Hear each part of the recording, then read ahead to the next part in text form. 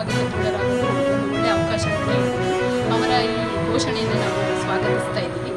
ಮೊದಲೆಲ್ಲ ಹೆಣ್ಮಕ್ಳಿಗೆ ಋತುಚಕ್ರದ ಸಮಯದಲ್ಲಿ ಆಗ್ತಿದ್ದಂಥ ಆರೋಗ್ಯ ಸಮಸ್ಯೆಗಳನ್ನು ಎಷ್ಟೋ ಬಾರಿ ಹೇಳ್ಕೊಳ್ಳೋದಕ್ಕೂ ಆಗ್ತೇನೆ ಕೆಲಸನೂ ಅವರು ಅಂದರೆ ಅಚ್ಚುಕಟ್ಟಾಗಿ ನಿರ್ವಹಿಸೋದಕ್ಕೂ ಸಾಧ್ಯ ಆಗ್ತಾ ಇರಲಿಲ್ಲ.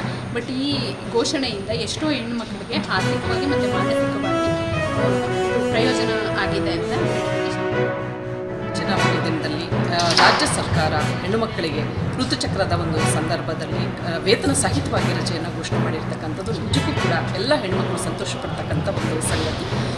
ಈ ಒಂದು ಹೋರಾಟ ಇವತ್ತಿನ ದಿನದಲ್ಲ, ಸಾಕಷ್ಟು ವರ್ಷಗಳ ಹಿಂದಿನ ಹೋರಾಟ ಅಂತ ಹೇಳ್ಬೋದು. ಅಂತಾರಾಷ್ಟ್ರೀಯ ಮಟ್ಟದಲ್ಲಿ ಇವತ್ತು ಕ್ಲಾರಾ ಜತ್ಕಿನ್ ಅಂತಕ್ಕಂಥ ಹೋರಾಟವನ್ನು ಮಾಡಿದಂಥ ಪೂರ್ಣ ಫಲ ಇವತ್ತು ನಮ್ಮ ಕರ್ನಾಟಕದ ಹೆಣ್ಣುಮಕ್ಕಳಿಗೆ ಲಭಿಸಿದೆ ಅಂತಕ್ಕಂಥದ್ದಾಗಿ ನನ್ನ ಅನಿಸಿಕೆ.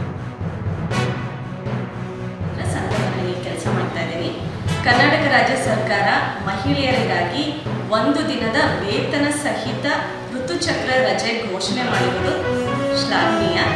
ಈ ಸಮಯದಲ್ಲಿ ಹೆಣ್ಣುಮಕ್ಕಳಿಗೆ ತಮ್ಮ ಆರೋಗ್ಯ ಕಾಪಾಡಿಕೊಳ್ಳೋದಕ್ಕೆ ಹಾಗೂ ಮಾನಸಿಕವಾಗಿ ಹಾಗೂ ದೈಹಿಕವಾಗಿ ಸಮತೋಲನ ಕಾಪಾಡಿಕೊಳ್ಳೋದಕ್ಕೆ ತುಂಬ ಸಹಾಯಕಾರಿಯಾಗಿದೆ.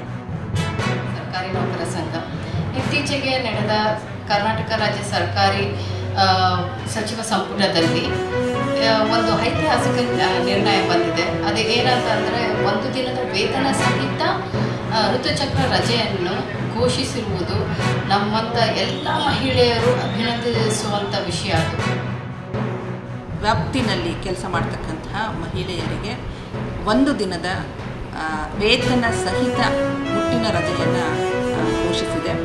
ಇದು ನಿಜಕ್ಕೂ ತುಂಬ ಪರಿಣಾಮಕಾರಿಯಾದಂಥ ಮತ್ತು ಕೈಗೊಳ್ಳಲೇಬೇಕಾದಂತಹ ಒಂದು ನಿರ್ಧಾರ ಆಗಿತ್ತು. ಈ ನಿಲುವನ್ನು ಮಹಿಳೆಯಾಗಿ ನಾನು ಖಂಡಿತವಾಗಿಯೂ ಸ್ವಾಗತವನ್ನು ಮಾಡ್ತೇನೆ.